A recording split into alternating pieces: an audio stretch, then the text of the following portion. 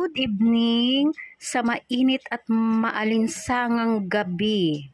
Flex ko lang yung aking iluluto ngayon. Ginisang ampalaya. Ayan, nakahanda na.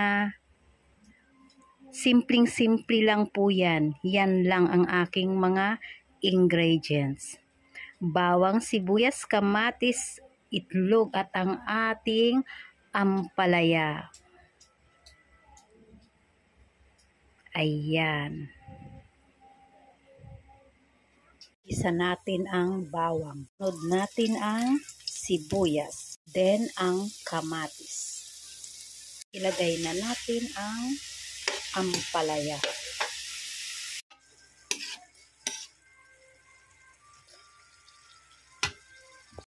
Ayan, nilagay na natin ang itlog. Malapit na siyang maluto. Ayan, luto na ang ating ginisang ampalaya.